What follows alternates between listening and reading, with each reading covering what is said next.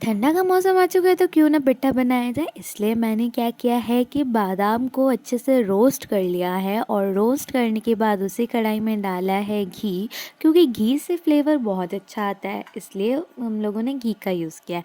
और ये एकदम बारीक कटे हुए नारियल को हम लोगों ने उसी घी में डाल दिया है और अच्छे से इसे मिला लिया है।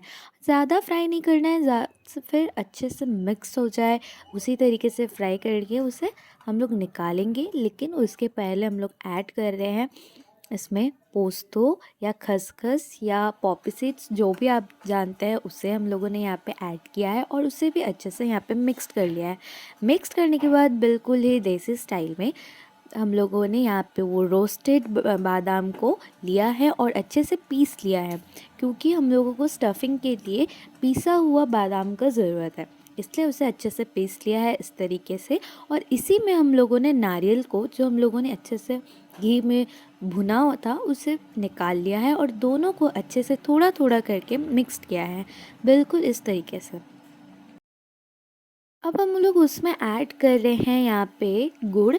मैंने यहाँ पे शुगर का ऐड नहीं किया है, क्योंकि मुझे गुड़ वाले पिट्ठा खाना था, इसलिए मैंने गुड़, बादाम और नारियल को अच्छे से मिक्स कर लिया है। और जैसे रोटी बनाने के लिए आटे का डो बनाते हैं, उसी तरीके से चावल के आटे का डो बनाया है और उसे छोटे छोटे लोई में काट के अच्छे से इस तरीके से कटोरी के शेप में डाला है, ताकि हम लोग उसमें अच्छे से हमारा बादाम नारियल का जो मिश्रण था वो ऐड कर सके। और अच्छे से फिल करने के बाद हम लोग उसे मनचाहे शेप में शेप दिया है। आप चाहे तो किसी भी तरीके का शेप दे सकते हैं।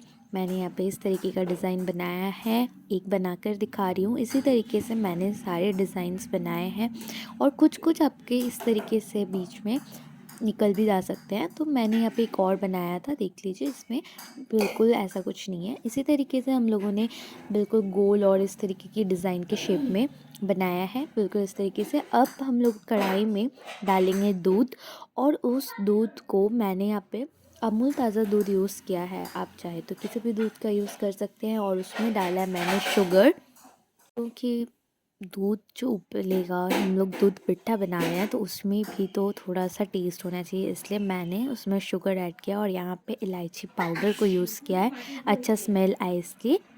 हम लोग यहाँ पे दूध को उबलने के बाद हम लोग इसमें ऐड कर रहे हैं हमारा पिट्ठा एक एक करके और उबलने के लिए छोड़ देंगे।